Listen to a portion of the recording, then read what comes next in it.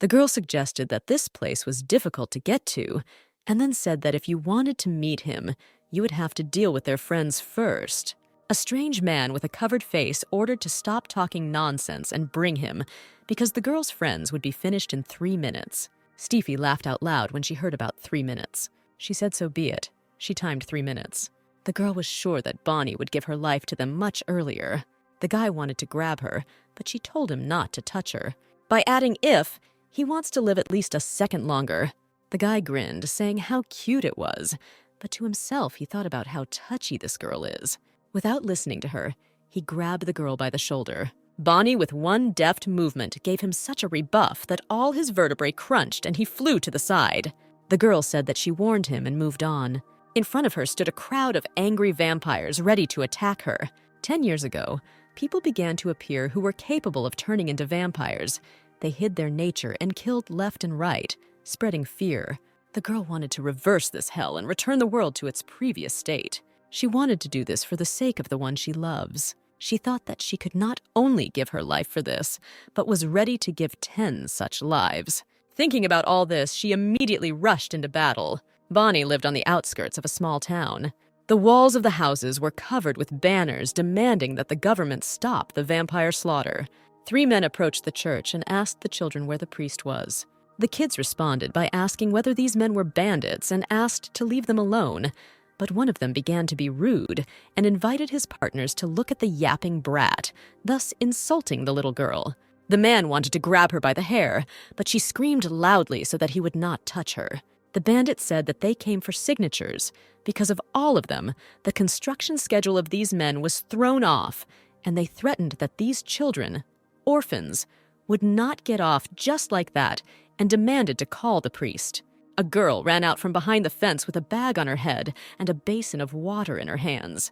She screamed at the men and told them to get away, promising to tear out their arms and legs. One of the men grabbed her by the hair and asked who she was.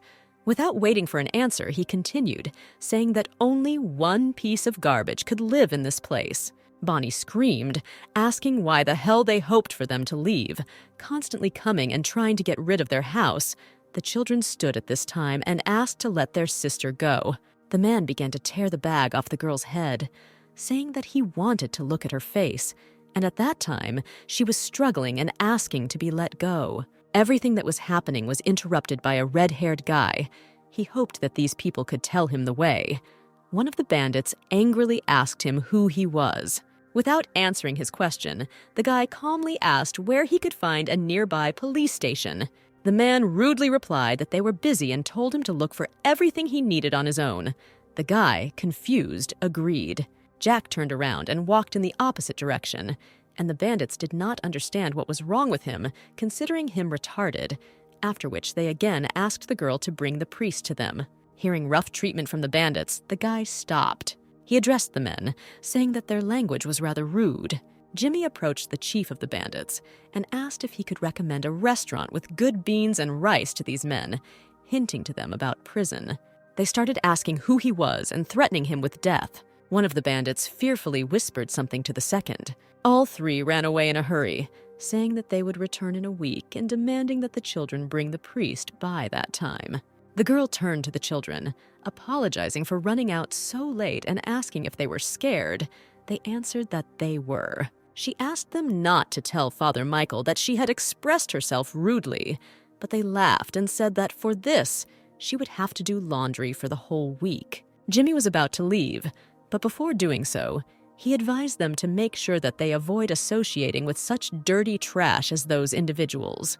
The girl thanked him for his help, and he replied that he didn't do anything, and he just didn't want to watch the thugs get their way.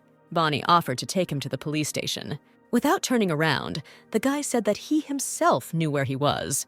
Taking the bag off her head, the girl looked at him. She lived in a Catholic orphanage since she was 10 years old, in this old, run-down area. Such things happen often, so this no longer surprised her. Such an environment helped her become stronger. But there was a downside to it all.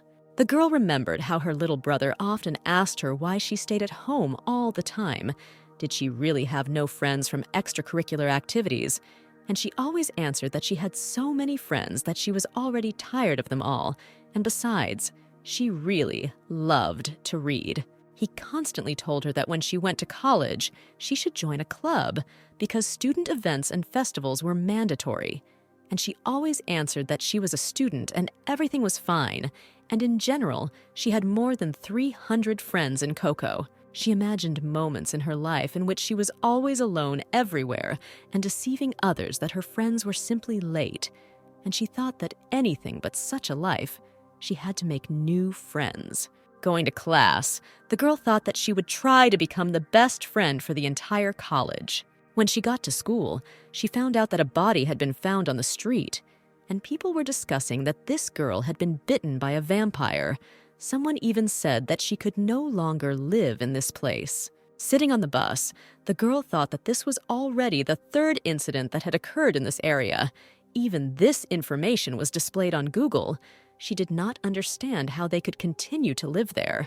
She thought that all this was happening right next door to them and feared for the lives of her relatives. At the crime scene, the police did not allow anyone near the body and asked everyone to stay behind the yellow line. Bonnie watched a video in which a man asked whether people knew where vampires come from. Was it evolution, or did this species exist, but was simply hidden from the public? Bonnie said that the only thing everyone knows is that they live among people and manifest themselves at night. The presenter said that people need to be especially careful and not go outside after the sirens sound. And you should never even try to fight one of them because they are terribly strong and have the ability to quickly regenerate. After classes, the guys sat in a cafe and played a game called Who Will Outdrink Whom. Someone shouted that the freshman had lost, and everyone shouted in unison that she should drink. The girl thought that she had already been playing the game for 2 hours, but she still had not managed to communicate normally with any of her classmates. But she didn't give up. Alcohol was her lifesaver for this evening. She thought that after they got drunk and relaxed, they would definitely become friends. This was all supposed to mark the beginning of her new luxurious life. Bonnie didn't understand why she was still sober after all she had drunk. She no longer distinguished alcohol from water, and the girl wondered if she was doomed to be left without friends. An alcohol battle began at Chuck's table, and almost all the students went there. The losers had to take part in a talent show. Some of the participants thought that they should just go to take part in the talent show and not mock themselves now, because it was simply impossible to outdrink this guy. But Bonnie was not one of them. She decided to accept the challenge and fight. People said that it was amazing and asked her how she managed to drink so much alcohol and defeat this man. Drunk Chuck called the girl a beast. Everyone suddenly began to take the initiative. They wanted to get acquainted and start communicating with her. Bonnie thought about how she had never had a friend, but it looked like she could finally make friends with someone. One of the people there told her that in college, she is called Northwest Southeast because of the way she greets everyone who passes by. The guy asked her that she didn't know who was studying at their faculty, and because of this, she behaved this way, to which she replied that this was so, after which the girl offered to drink for love. The guys sat too long and forgot to keep track of time. They realized this only when they heard the sound of the sirena. They got ready in a hurry. Some of them did not want to leave, but still the students decided to go to the college. Someone said that a vampire was seen near the office of the student union. Another guy said that a guy working part-time in a bookstore not far from the educational institution had disappeared. He suggested that he too turned into a vampire. The girl asked in fear how they could to live because they don't know who the vampire is among them. Bonnie thought that it was time to go home before it got completely dark. Walter approached her and offered to take her home. The girl did not answer, and he repeated his question.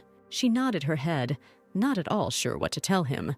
Bonnie didn't understand why he was so kind to her because her friends talked about his popularity, after which she said that she could get home alone because at such a time it was dangerous to be on the street. Walter asked what was so dangerous about this. Looking at the guy, she didn't know how to answer his question. While seeing the girl off, the guy decided to break the silence and said that he had heard that she lived on the territory of the Catholic Church and asked if it was convenient. The girl replied that it was normal for her because she did not live in the church itself, but simply on its territory. She said that she lives with charming sisters and brothers, so everything suits her. It is always noisy there, and the atmosphere is full of energy. She really liked it. Walter looked at the girl in surprise and smiled sweetly. She seemed so kind to him. The second sound of the siren sounded, which meant that it was midnight, at which time it was not recommended to be on the street. People ran after the bus, trying to catch up with it, and asked the driver to wait, because it was the last bus. Bonnie looked fearfully at the people running past. After that, looking at the guy, she said that he really had better go home because it was already 12 o'clock at night. Pointing to the stop, she said that she just needed to catch the last bus. There were too many empty houses around, and if something happened, no one could help the guy. He asked if there was too much fuss about vampires. The girl did not understand him and asked him what he meant. From somewhere around the corner, they heard a man scream, calling someone a disgusting freak. The girl was scared by this. It turned out that it was just two men, one of whom was trying to extract a debt from the second. The debtor lay on the ground and asked to be allowed to go home that day, saying that it would be better for both of them. Bonnie recognized the attacker as the bandit who came to their church. He looked angrily at the debtor and promised to kill him. The bandit attacked the man and began to beat him mercilessly. The girl was scared. She wanted to help this man, but she didn't know how to do it. After which, she saw how the debtor jumped up and pierced the bandit's stomach with his hand. The man looked at him with animal eyes and said that he asked the bandit to just leave and said that it would be better this way. Bonnie was even more frightened. She realized that this was not a person, but a vampire, and muttered this under her breath. Walter also realized this and cursed. Having abandoned the girl, he ran away from the vampire, and she stood scared and screaming. She was terribly scared and thought that this was the guy who said that there was too much hype around vampires, and that is why she did not understand how he could leave her alone with a vampire. The vampire did not understand why he was so excited, and the girl standing to the side asked him not to come closer. She was looking for something in her backpack, trying to mentally calm herself down. The girl was frightened, realizing that she could not find the right thing in her bag, although she was sure that she took what her father gave her. The vampire, heading towards her, asked what she was looking for there. He suggested that it might be a cross or garlic, after which he grinned and said that such things were useless against them. Bonnie realized that she still didn't have the necessary thing with her. She began to look around, trying to understand whether there were people nearby and whether she could count on help. Realizing this, Damon laughed and said it looks like she's all alone in this place. She stood shaking with fear against the wall and asked him not to do this. Having released his fangs, he said that the girl should not be afraid of vampires because they were all people before, just like her. After standing and laughing, the vampire made a decision. He was already ready to bite the girl, but at the last moment he decided to show her the power of blessing that vampires have, after which he told the girl that he wanted to give her the same blessing. The girl screamed, asking him not to come closer to her, and Damon told her that drinking blood is much more pleasant than drugs, and you can get a real buzz from it. The girl did not know what to do, but she understood that she needed to somehow escape from him. Grabbing the girl by the hair, the vampire asked why she didn't want to become one of them and be above people. He said he would turn her into one. He promised to make her a vampire. Suddenly, something happened. The vampire let go of the girl and grabbed his head with horror in his eyes. He was attacked by a beautiful blonde girl. A fight broke out between them. The beauty won. After which the girl clutched her face in fear. She cried and muttered to herself that she should not have done this. She had already told herself to stop doing this more than once. This beautiful girl was born a vampire. Returning home, she did not remember where she had put her headdress and began to look for it. She frantically continued her search for him, not remembering where she had left him.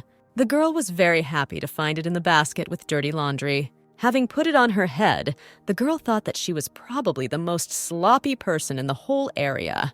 Bonnie knew she was turning when she became extremely agitated, but fortunately she could calm down with the help of this crown of thorns.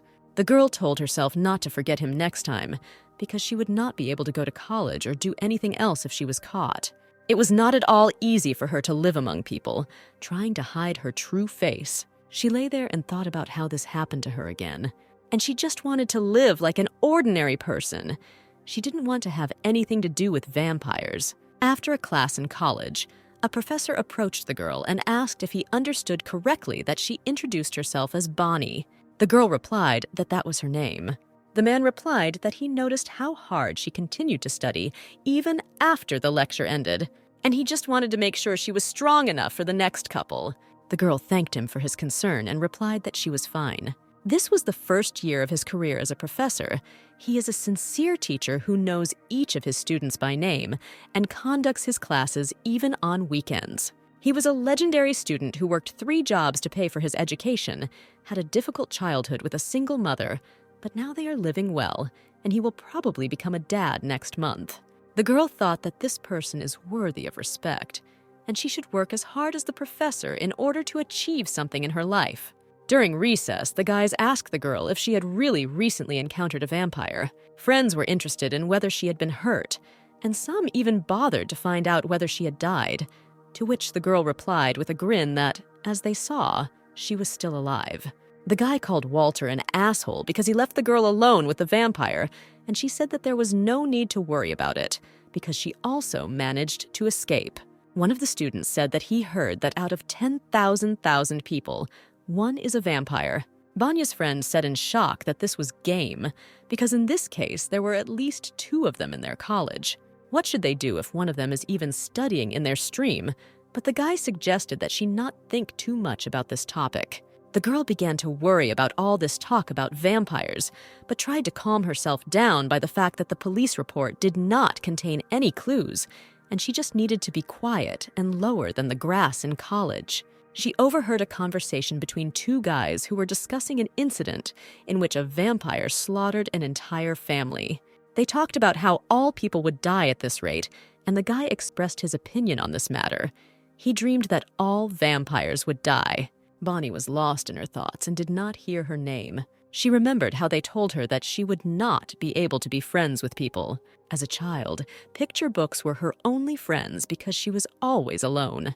She observed children meeting after school and spending time together. And every day she prayed that one day she would meet a friend with whom she could chat and play. One day, a boy came up to her and said that he didn't think that she could read such books. He said that he had recently read it too. This is how she met her only friend. They swung on a swing and discussed various topics. Other children discussed the fact that she did not go to school. They laughed at her, thinking that the girl could not read and count. And one day, Jacob asked her if she really didn't go to school. Bonnie remained silent. She didn't know how best to answer.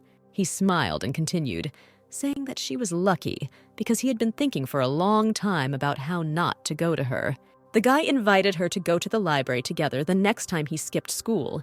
He said that he had no school friends at all, and the girl asked how many books with pictures were in the library. He smiled and said that there were a lot. After that incident, they met every day and spent time together.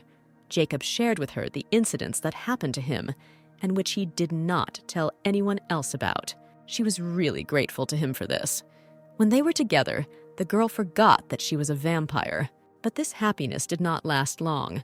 One day she saw abrasions on the boy's face and asked what it was, but he replied that it was nothing and he was fine. After that, they met less and less often, and their daytime contacts fell into oblivion. And Bonnie was angry at herself for not giving Jacob anything in return when he had given her so much. She wanted to help her only friend. One day, she saw how hooligans attacked him, shook out his backpack. They recommended that next time he put at least some money in it, and he was worried because one of them trampled on a book that belonged to Bonnie. The bully raised his hand to hit him, calling him a low-life schmuck. Someone stopped his movement by catching his hand. This man exerted so much force that the bully could not stand on his feet and fell. The guy didn't even have time to understand what had happened. He was so stunned that he could only curse. Someone hiding his face so as not to be recognized told him not to contact Jacob. This man was so strong that his blow caused the wall behind the bully to collapse. The hooligans ran away in different directions out of fear, and that man ran up, opening his face to the guy in order to find out how he was. It was Bonnie who really wanted to explain everything to the boy. The expression on his face frightened the girl. She did not know what to expect from him, but he was scared and asked only one thing, that she not kill him. Her eyes were full of disappointment because she was only trying to help her only friend. The girl was pulled out of her memories by her friends, who repeatedly continued to call her. She pretended that nothing had happened and told them that she was already on her way. A little later on the college grounds, the guys stood and discussed someone. They said that they thought that this person would no longer appear at the educational institution since they had not seen him for a very long time. The girl only had time to think about who it was when she felt a push in her chest. This guy called her names and asked if she really couldn't see where she was going. Joe screamed that it was he who crashed into her, but the girl suggested not to sort things out and just leave. This guy had a bad reputation. Everyone in college thought he was a sick psychopath. He caused problems everywhere he went. He beat students at alcohol parties and extorted money from them. He smoked in the classrooms during classes, saying that it was vaping and it was allowed. Rosie said that she had heard about his friendship with the professor from high school, but he was no comparison with this man. Bonnie suggested not to run into him and just leave. Joe said there was something wrong with this guy now, and the girls didn't understand what he meant. The guy asked if his interlocutors thought that the hooligan looked sick. Raphael remembered how he was walking down the street and was tormented by terrible thirst. He took the canister of water from the man and emptied it. However, he was still thirsty. Junior students greeted him, and it seemed to him that they were discussing him, saying that if he was a student entering the 11th year of admission, this meant that he was already 28 years old. He believed that they were laughing at him, thinking he was stupid, and they just wanted to ask if everything was okay with him, because he looked somehow lost. They were interested in whether he needed help, after which they said that the last suburban bus would soon arrive, and they needed to go. They were frightened by his appearance and decided to quickly run away from him. He thought that everyone around him knew that he could not find a job. They laughed at him because at his age he could not finish his studies. It seemed to him that all people looked at him with contempt. Raphael looked at his reflection in the car window and thought that he didn't need them because he received a mind-blowing gift.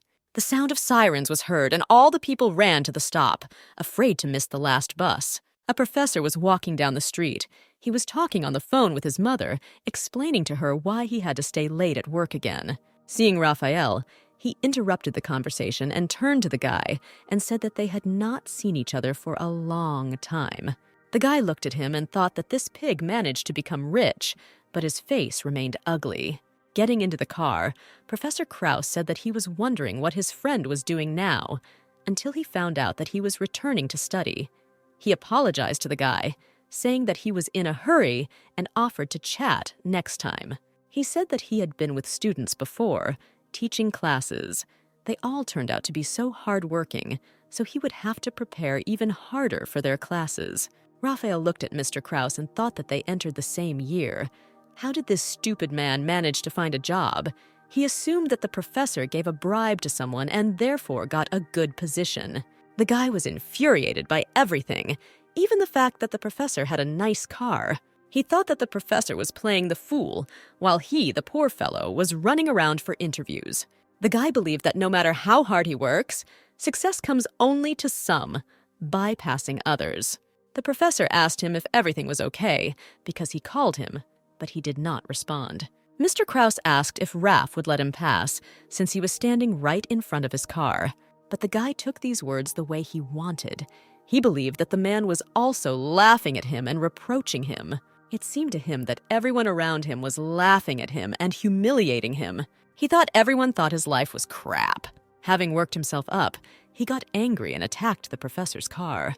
With one wave of his hand, he lifted her into the air and threw her, thereby turning her over onto the roof.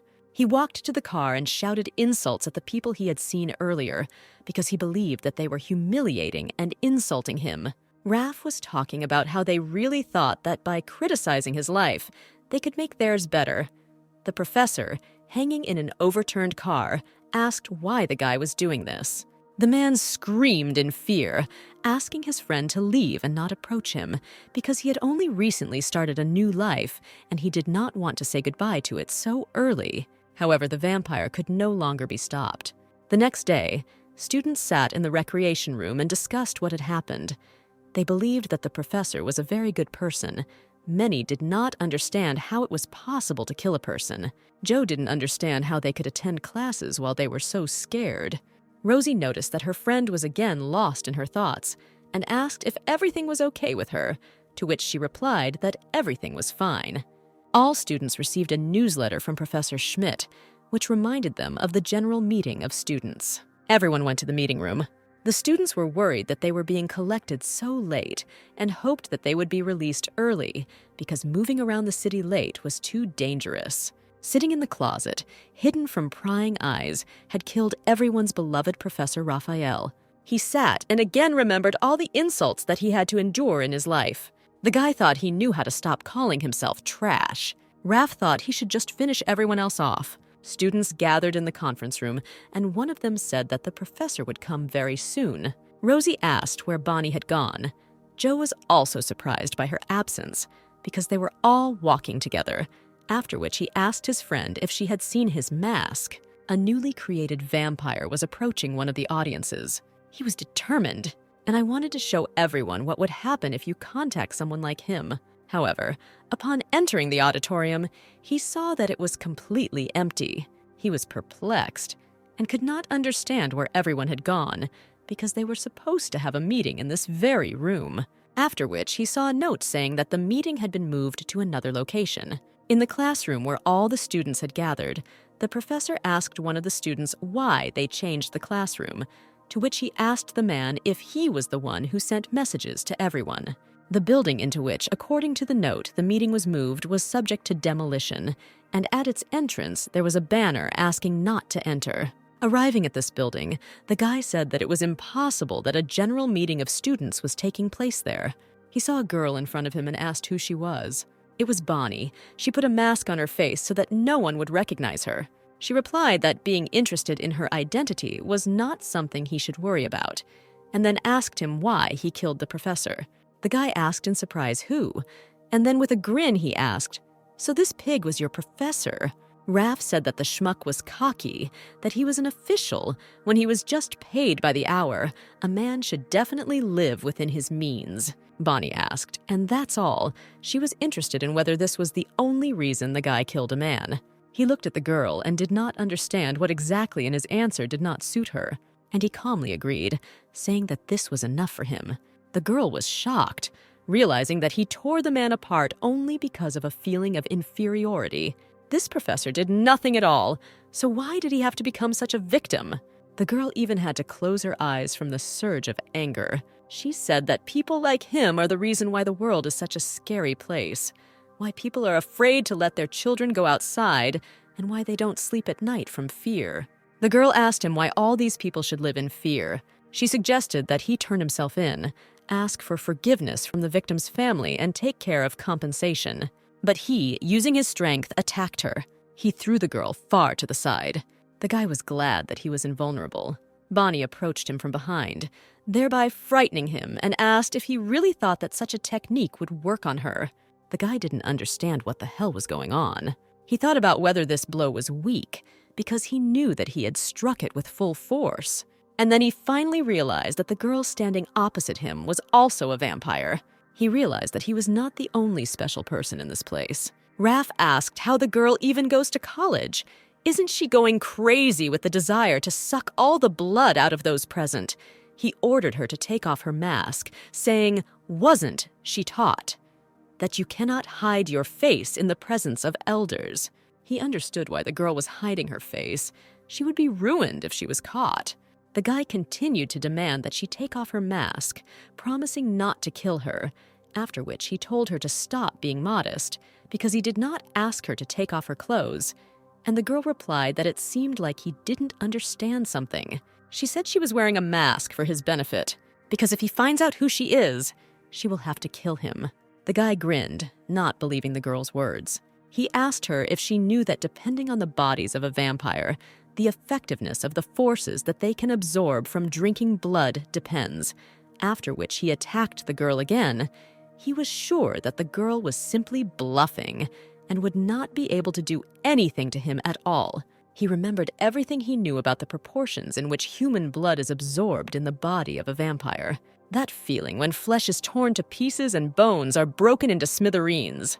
His memory recalled how his conversion happened. The people standing around said that they could use him, after which they extended their bloody hand and said that I needed to drink this. They promised that after this he would be reborn. They discussed that the lifespan of a half-breed vampire is only 5 years, but if you get into the family of a lion, you can increase it. It usually takes about a month for the body to fully absorb blood, but he managed to recover within 2 days. And he turned out to be more frostbitten than the vampires who turned him thought. The guy mentally returned to the present. He stood and looked at the dust that had risen from Banya's fall. He approached her with a satisfied face and mocking the girl, thinking that the end had come for her. But she stood up as if nothing had happened and asked if he was finished. The guy didn't understand how this was possible because he felt like he hit her. He wondered what it was that broke because he heard a crunch. Looking at his hands and seeing bloody fingers, he realized that it was them. Raphael fell to the floor and screamed about how much pain he was in. Bent over in pain and insulting the girl, he asked who she was. Bonnie pretended that she had not heard the question and asked her own, saying whether he had thought how much pain the professor had to endure. And his family will continue to suffer until the end of their days, because this man deprived them of a loved one. She didn't understand how he could kill his friend so easily and so cruelly. Continuing to lie on the floor, the guy admitted that he was jealous of Professor Krauss. After all, he was a boy who grew up with a wooden spoon in his mouth and lived better than him, who grew up with a gold one. He didn't want to admit that a person like him had become trash, although this is logical because he didn't try a bit and didn't do anything strived. The guy burst into tears and said that he had lost control, after which he asked himself the question why he killed his friend. Now he himself did not understand it. Bonnie looked at him and did not understand how to proceed. The guy continued, saying that if he thought about it, the professor was probably his only real friend. He said only a friend would be willing to play the victim in the toilet. Looking at the girl, he asked if it was true. Taking off her mask, she said that there is a reason why he will always be trash, because he does not grab the opportunities given to him. The guy rushed at the girl, saying why reveal her face if he was going to decorate her now. He called the girl an idiot, saying that vampires still regenerate. The girl stopped his fist, saying that in this case she would make it so that he would no longer be able to do this. Bonnie clenched his fist and began to twist his arm with great force. Thus, she very skillfully threw him. Raph didn't even have time to understand how he found himself on the floor again. He remembered the conversation between the two vampires who turned him. They said that when meeting a lion, you need to shut up and bow at his feet. They wanted to say something else, but decided that it was not important since he would never meet a lion anyway. The guy asked them to continue, and they did so, saying that if he met such a vampire, he would definitely be a corpse. They were talking about a white-haired vampire who was now in front of the guy and was ready to destroy everything in his path.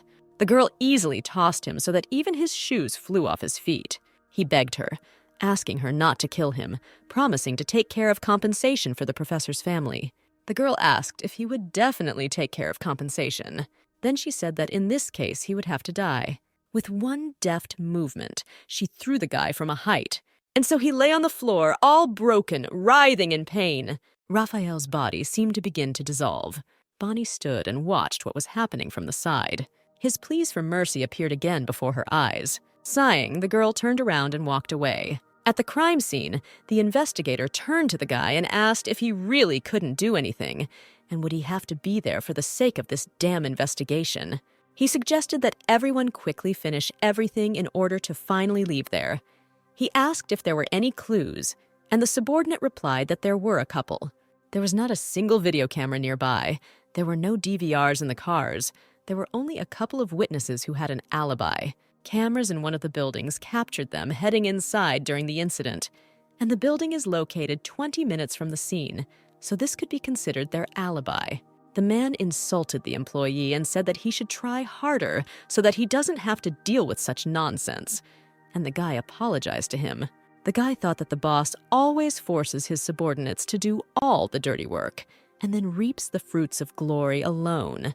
He really didn't like working with this man. The boss asked if there was blood at the site, but the guy replied that he found nothing, no traces at all. The chief screamed in fright when he saw a strange red-haired guy at the scene. He asked him who he was and what he was doing there. Without answering the question asked, Jack asked if they would like to enlighten him on the details of this matter. The man angrily asked who sent him to them. He was interested in whether the guy's team was sending people to spy on the investigations of others. He asked why Jack didn't go and take care of his own cases. The guy was surprised by the impudence of the investigator. Jack saw a very expensive watch on the investigator's hand and told him that it looked fashionable and very expensive.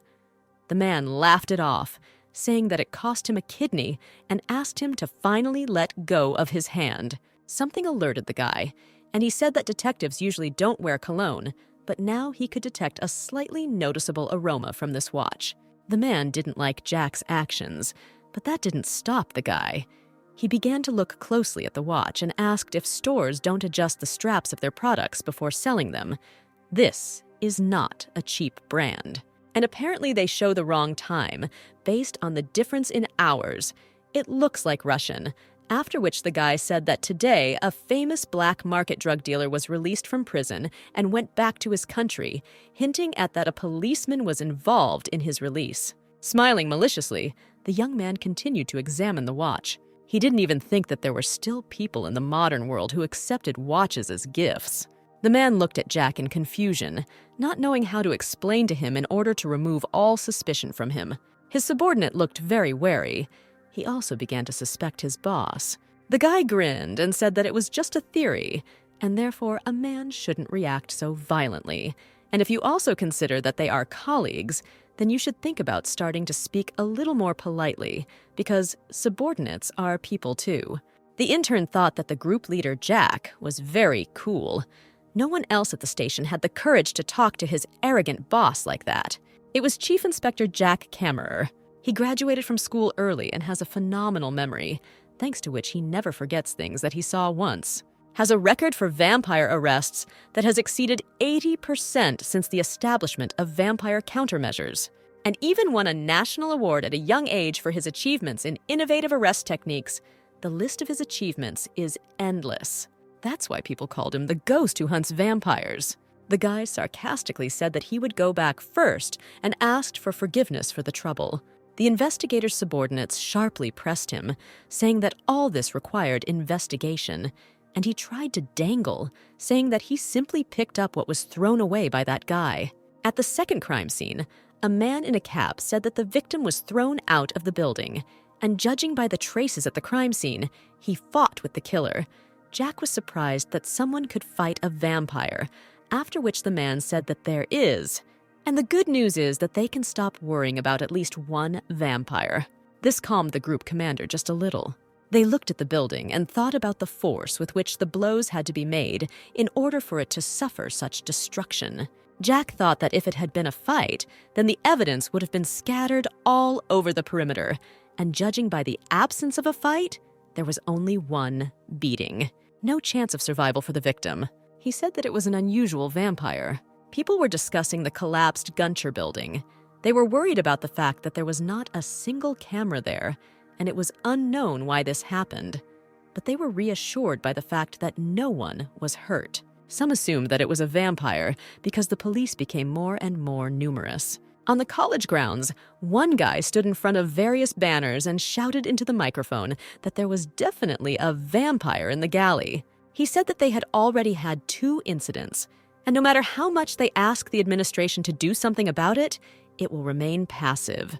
Bonnie's friends were scared.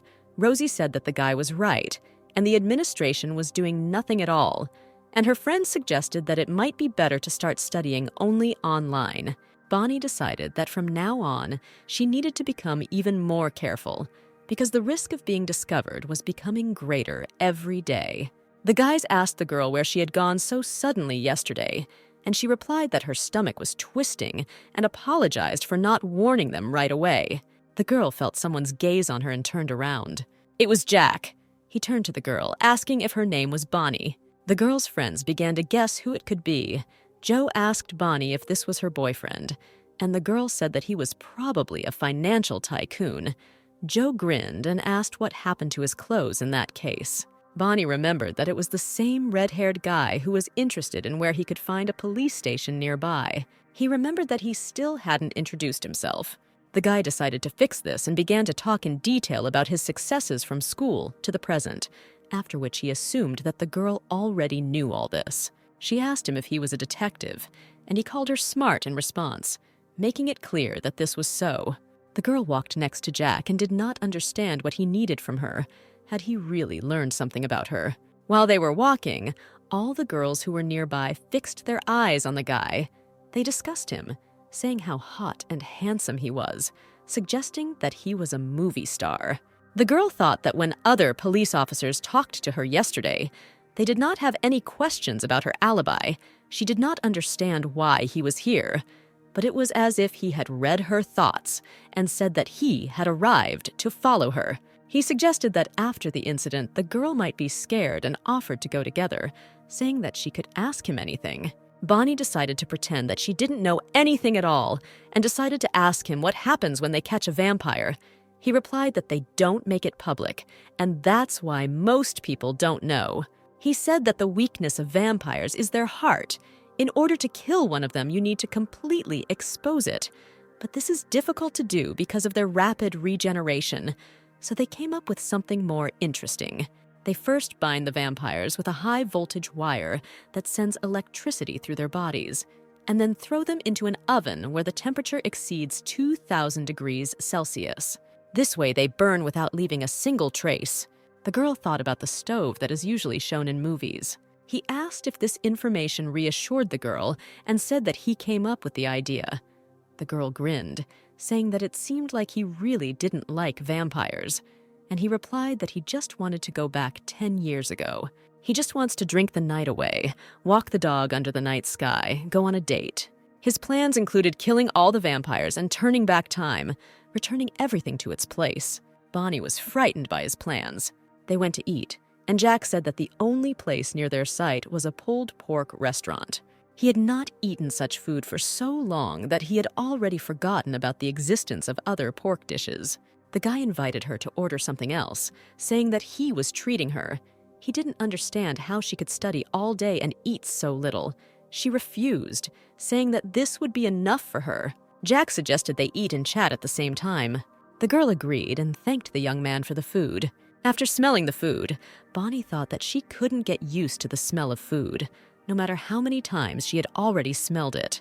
She felt something and looked up at Jack. It turns out he got hurt.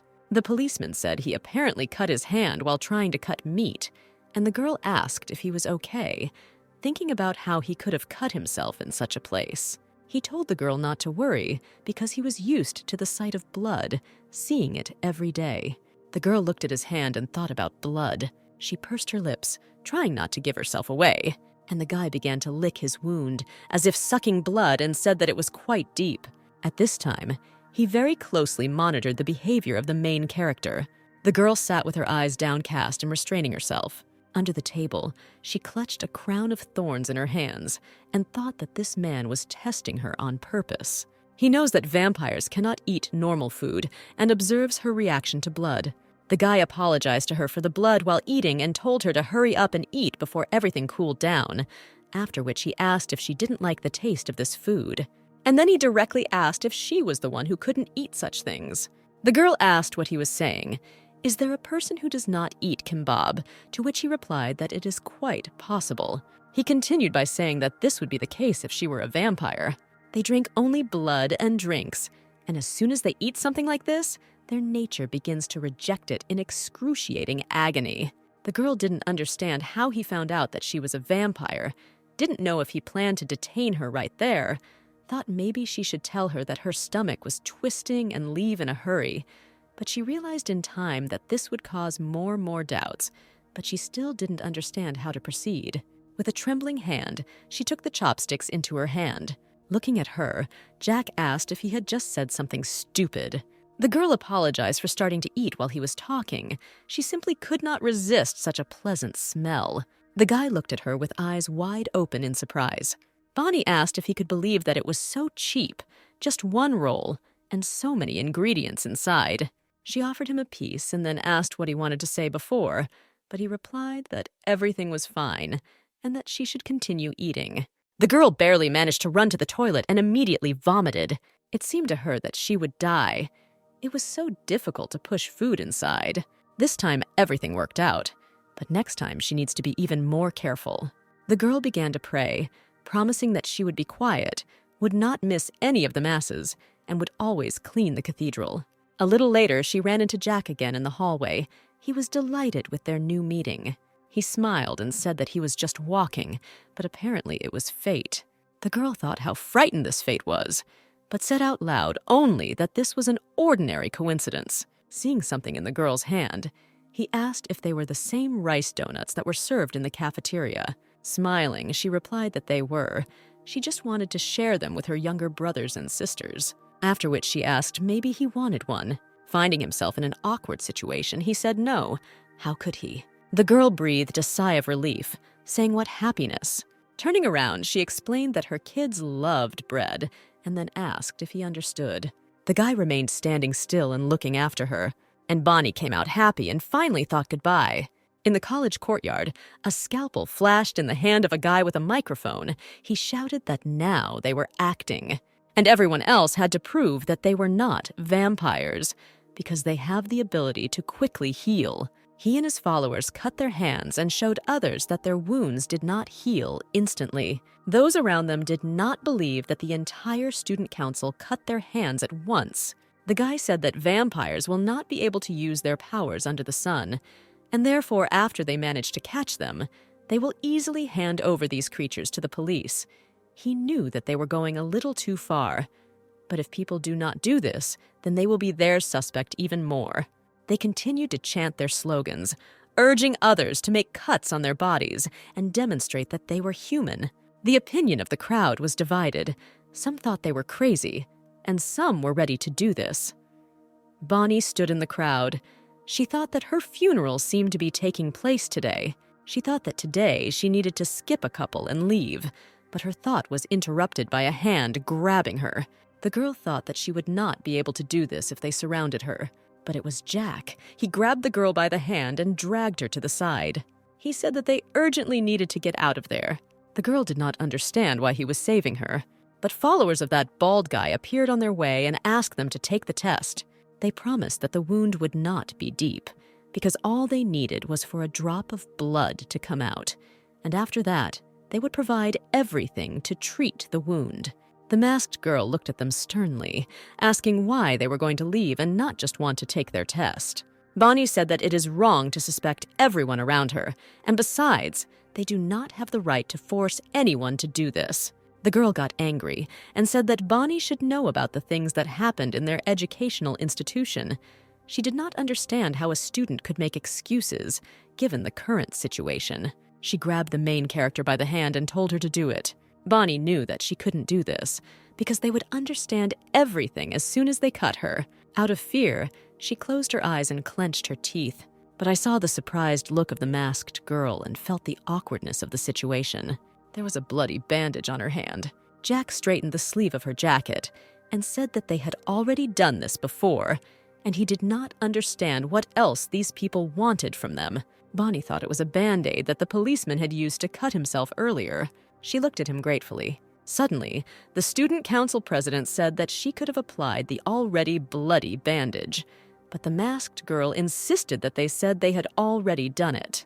But the guy said that he had to make sure because he didn't see it with his own eyes. The girl understood that she would now be discovered, and she had no choice. And now someone's hand is reaching out to her. But Jack stopped the guy, saying that this is not a hospital where they can force a person to cut himself many times, and flashing a knife like that is a crime. The student council president was outraged and demanded to be let go, and the guy said that he understood how the students felt, but this was too much, and he had to let them pass.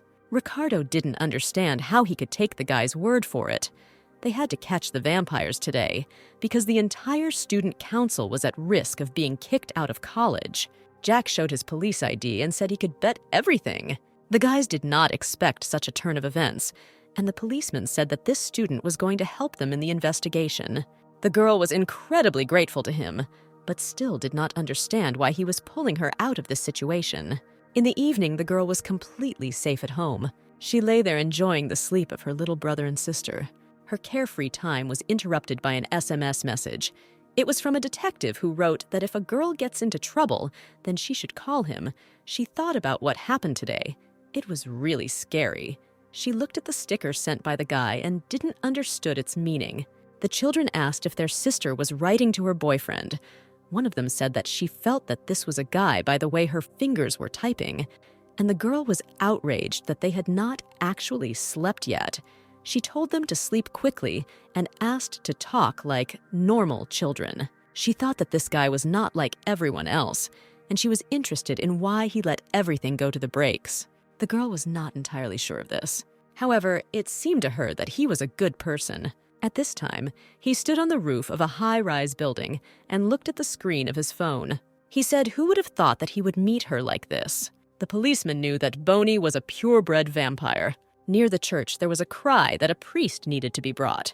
One man suggested that the second just leave, but he insisted on his own, saying that this was the last point where they needed to settle everything, and the priest was just hiding somewhere. The man was sure that today they would decide everything. Someone interrupted his monologue, asking if they were looking for him. The bald man fearfully asked the man who approached them where he had been hiding all this time. Opposite them stood a tall, dark-haired man with a cigarette in his mouth and holding a bat in his hands. The bandits were confused. They did not expect to see such a priest. Baldy began to convince Father Michael that he should sign the documents, saying that they had already been waiting for him for too long and were not going to coddle with him just because he was a priest. Father Michael said, and then he swung his bat. He hit the ground with such force that it broke into two parts, and the bandits were very scared by this. Putting out the cigarette butt on his own tongue, he suggested that this place was not the best for conversation, and perhaps they should go somewhere quieter. Both bandits rushed to run away from him. One of them said that if he had not been so busy, he would definitely have torn off this priest's hands, and the second, grinning, said that they had nothing in plans. But the bald man assured that they still had plans. Klaus didn't understand what was wrong with this priest, and Bruce asked if he had told his partner about who this man was in the past. Baldy said that everything is clear from him, you just have to look at him. And his partner said that according to city rumors, there was a trail of corpses behind him. At home, the girl stood and prayed, and the boy told the little girl that their sister had been doing this for an hour. The little girl felt sorry for her sister. Finally, Father Mikhail returned home, and the girl joyfully shouted to him at his return. The priest asked why they were greeting him so strangely, and the children said that their sister had been acting strangely all day, and the girl replied that she was just glad to see her father, because he was going away for a few days. The girl asked him how the training went. He said that nothing special happened, she continued, saying that she heard that he was a volunteer, but the man repeated again that nothing special happened. He was a priest of the Catholic Church. Despite the fact that he may not look like one, he was like a parent to the girl. Only thanks to him, she could study at college like an ordinary person. He also gets very angry with her if he finds out that she was outside in her real form. Father Mikhail walked further, surprised that the door was open, and heard that they had been waiting for him for an eternity. These were two parishioners.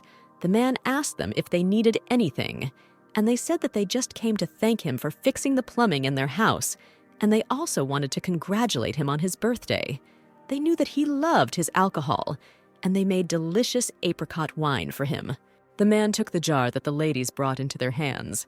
He said that they shouldn't worry and that he was ready to do anything for them, and Bonnie thought that he liked the gift and was very happy about it. The girl noticed that he was not angry and assumed that he did not know about what had happened, but he turned to her and said that they needed to talk. The girl thought that now she was definitely a corpse. They climbed to the roof of the building, away from prying eyes and ears. Father Mikhail stood at the edge, looking into the distance, and the girl stood and waited for what would happen next. Taking out a cigarette, the man was about to smoke. He continued to look into the distance for a long time, collecting his thoughts and not knowing where to start. He directly asked the girl if she was the one in the vampire incident not far from them. Bonnie swallowed her saliva in fear. After lighting a cigarette, he asked if she thought what would have happened if she had been caught. And what would have happened to her kids and the people in their area?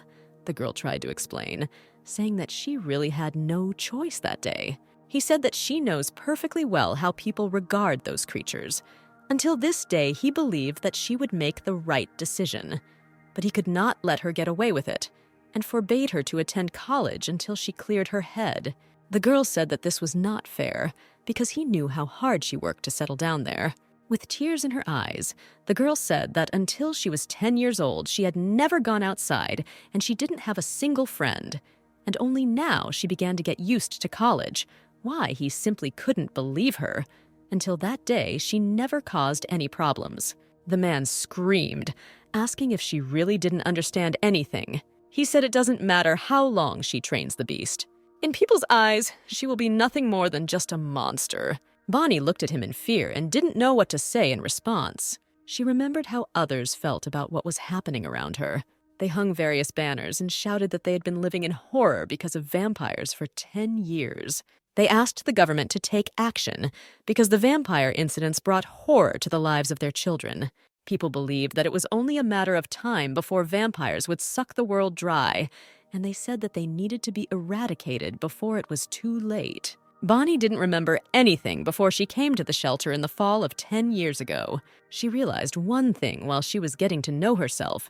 People were a wide field with dazzlingly beautiful flowers, and she didn't belong to this place. Maybe her father is right, and it doesn't matter how hard she tries. To these people, she is a monster who hunts them. She had no friends at all with whom to share memories. She will not be able to express her feelings if she falls in love. The girl just wanted to be an ordinary person, and she was ready to put her own life on the line. There were 3 people standing near the entrance to the club, and one of them, turning to the other, said that he would be an excellent replacement for the brat who had recently capsized. He said that, in principle, he would not have to learn anything, except for one thing. Leos will have to obey completely, the guy agreed, but asked to explain what exactly a lion means. The man explained that lions are the names of 6 leaders who completely control the vampires of this country. They are completely different from the vampires that the guy had seen before. They have stunning power that allows them to control countless monsters such as vampires. One single lion can destroy an entire city with its strength. The guy admired it and asked if he could also become a lion, but received a negative answer. A man approached them, whom the vampires began to mock. They asked if he had worked as an overcoat model before, and he said that he had come to see a lion. The vampire was surprised and told him that this was not a zoo. He invited the man to get his ass out of there. Otherwise, he promised to kick him. The man pushed the vampire away and walked on, and the guy with the hat laughed because he completely ignored the vampire. Stefan got angry and said that this bastard really wanted to go to his grave. The man hit both vampires at once with such force that their bodies vibrated and then fell to the ground, after which he moved on as if nothing had happened. Another vampire tried to attack Cole, but he repeated, as if hypnotizing, that he needed to call the lion. A guy in a suit ran into Mr. Lucy's office and asked him what they should do, and he replied that what was happening sounded fun. He bared his gold teeth and ordered Cole to be let in. The young people were relaxing in a nightclub, when suddenly a young man asked in fear what was happening. 2 guys flew onto the stage. One of them grabbed the other's throat with his hand. The people around shouted that it was a vampire and rushed to run away. It was Cole. He shouted for the lion to come out. After which he said that he had heard that there was a lion in this building and asked him to come out and not throw his worthless brats at the guy. He bared his teeth and shouted angrily that the lion must come out. The man saw red eyes in the darkness, after which the outlines of people began to appear. One of them applauded and praised the guy. The vampire asked how he could help Cole.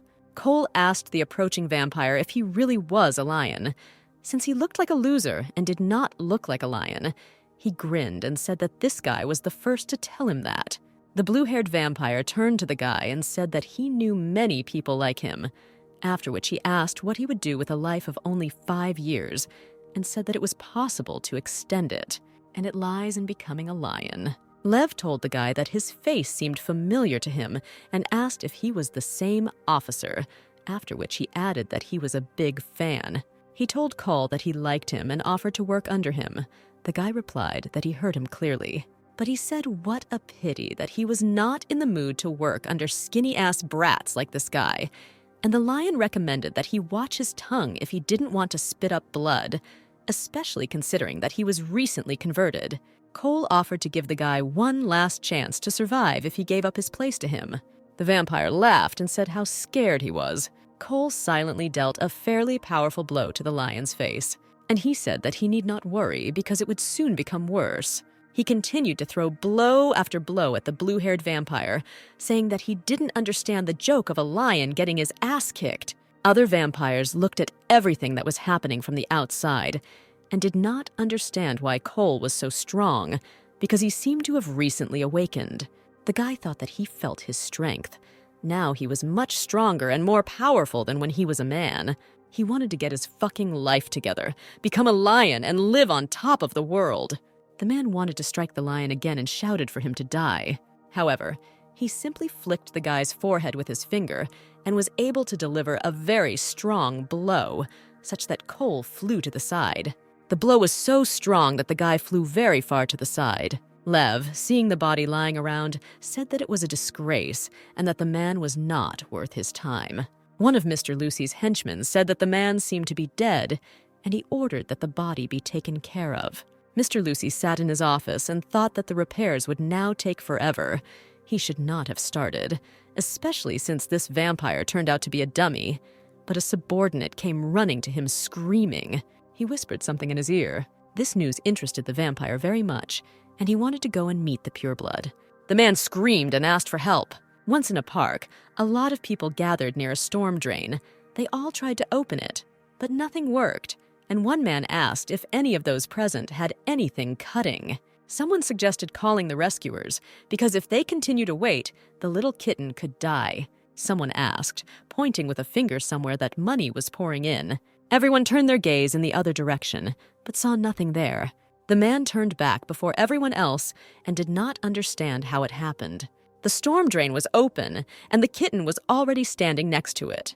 He asked Banya if she opened it, to which she replied that it just happened, and she opened it herself. After that, the girl was written about in the local newspaper.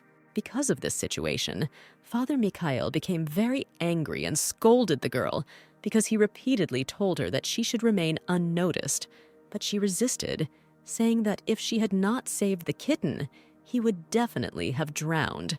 The man no longer had any arguments left to give to the girl. The priest thought about the half-breeds and told the girl that over the past 10 years, they had increased their strength, and no one knew how far it had gone. They have their own gangs and hide behind influential positions, in the army, police, and even among the authorities. They wait patiently before taking any action to get what they want, but sooner or later they will crush the entire country. And the thing they want most is a pureblood vampire. They have power, money, power, but their life expectancy is not enough. Their lifespan can only be increased by the blood of Bonnie, a purebred vampire.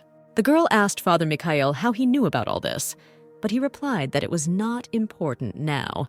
She saw on his table a lot of newspapers, articles in which were somehow related to vampires. The girl picked up one of them and asked her father what it meant to him, but he said that the girl was not thinking about that in such a difficult situation, and it was time for her to stop acting like a child. She looked at their common photo and said that he was right and she was a monster. But did he ever think about what was going on in her head? But he was lost in his thoughts and seemed not to hear the girl at all. She asked him because he was not worried about her, but because she was a vampire. The man was angered by her words and walked towards her, but the girl managed to run out of the room. While running away, the girl dropped the envelope, on which was written "Happy Birthday from Bonnie." He sighed heavily and sat down on the table in thought. The frightened girl ran out of the building. She thought that her father was running after her. Bonnie thought that he had always been like this.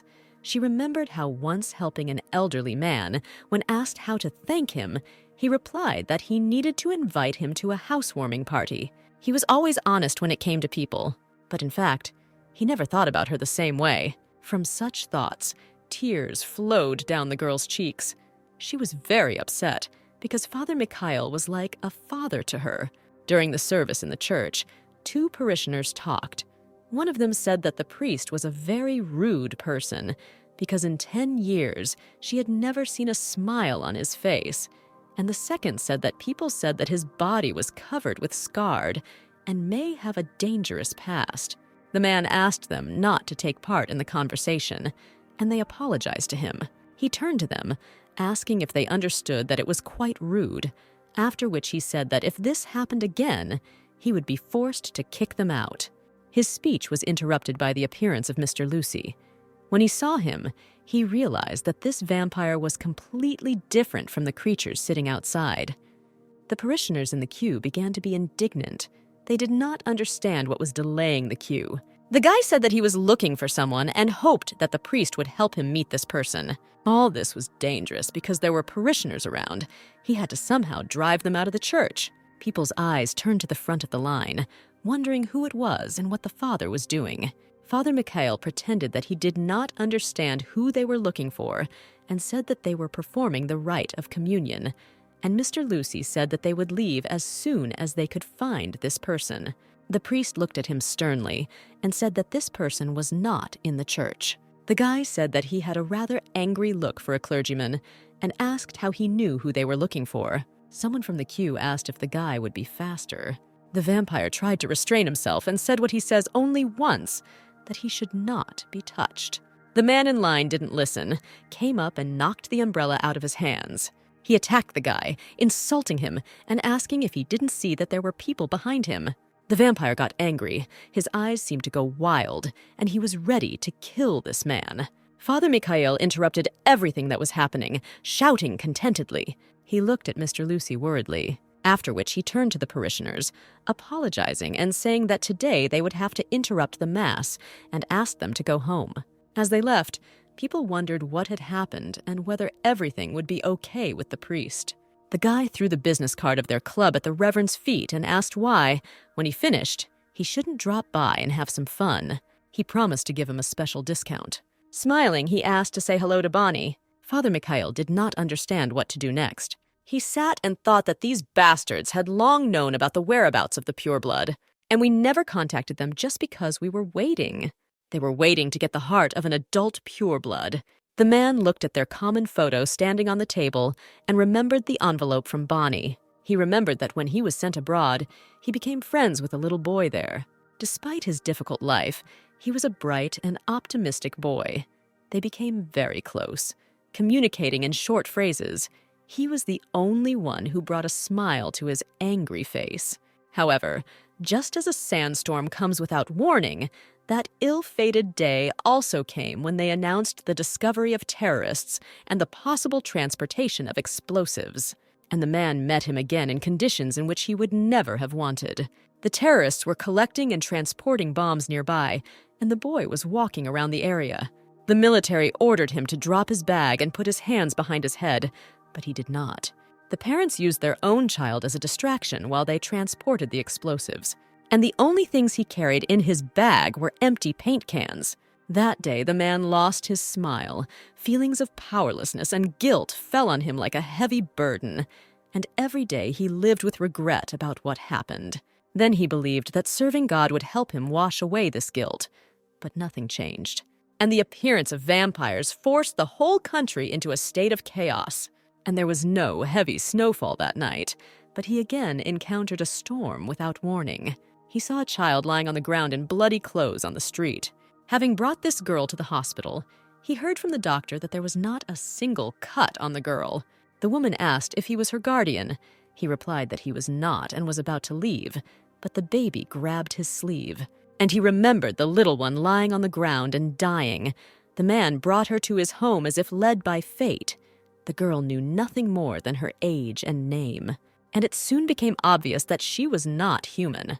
Every time he had nightmares of memories that he wanted to forget when he looked at the girl's face. One day he made a decision and tore up all the letters he wrote to his young friend, and the girl saw all this. After some time, coming home, he saw a stack of glued letters on the table.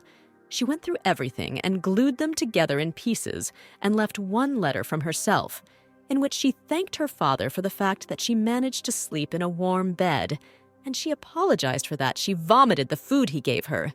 After which, she went to the police station and wanted to admit that she was a vampire. The policewoman was scared and did not know what to do, but she assumed that the girl was joking and told her that such jokes would not bring her any good. The policewoman said that she would pretend that she had not heard anything. But the girl continued to insist on her opinion, and the woman asked her what she would do if she were suddenly caught by real vampires, and asked where her parents were. Bonnie thought she just needed to prove it. The police did not understand what was happening and were ready to draw their weapons. But Father Mikhail came running, grabbed the baby by the hand, and said that he had been looking for her everywhere. The man told officers that the girl was probably playing a strange joke on them. She had just been a little bored the last few days. He returned his thoughts to the present and took out a huge backpack from the closet.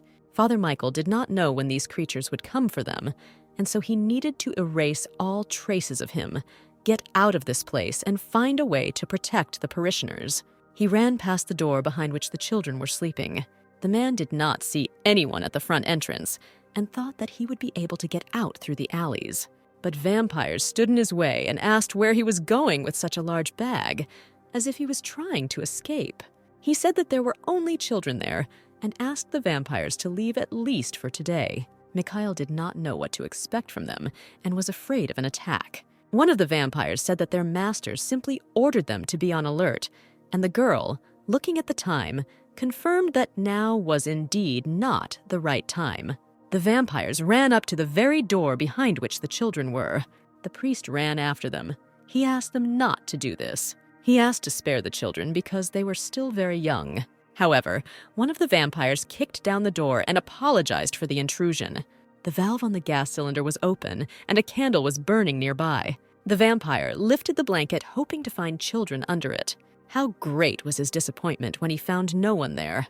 And then there was an explosion, and one of the vampires died.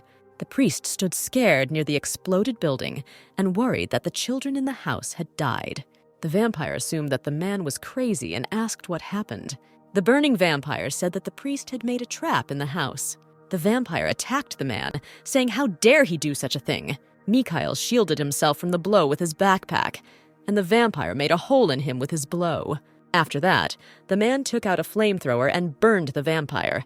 Then the rest of the vampires approached him and asked him where the pureblood was and promised that all this would not end peacefully. He told them that the sun was now at its zenith and asked why he needed to create such a situation. And he deliberately came out when they could not use their full power. The man's house was on fire, and the vampires were ready to attack him.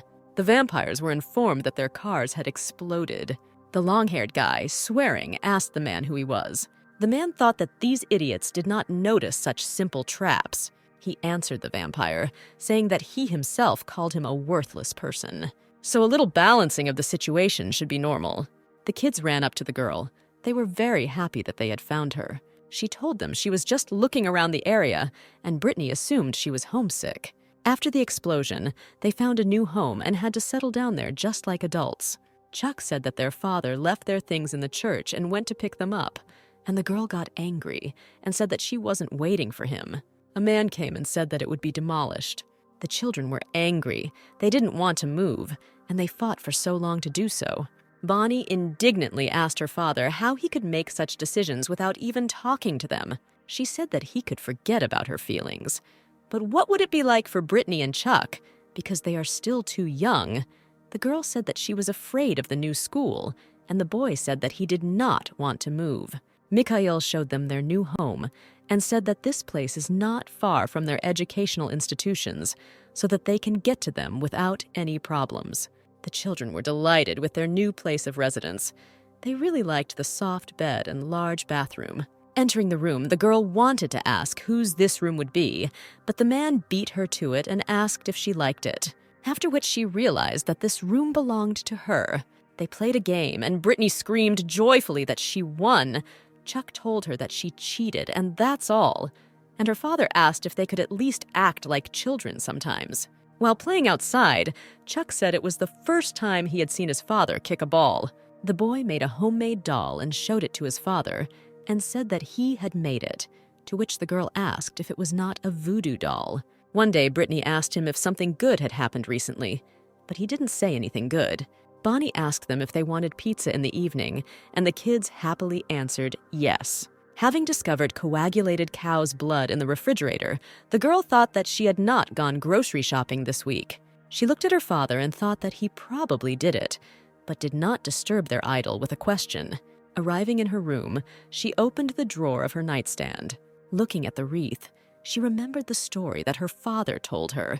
He carried it with him to remind himself of the sins of the past, but in fact, he saved him many times. Giving it to the girl, the father said that it would help her not to lose herself. She held it in her hands and thought about her father. Her thoughts were interrupted by the children, who said that they had put the laundry in the washer. Looking at the door, Bonnie thought that her father was not the forgetful type. Chuck offered to eat something tasty when his father returned. Bonnie suggested hamburgers, and he was delighted.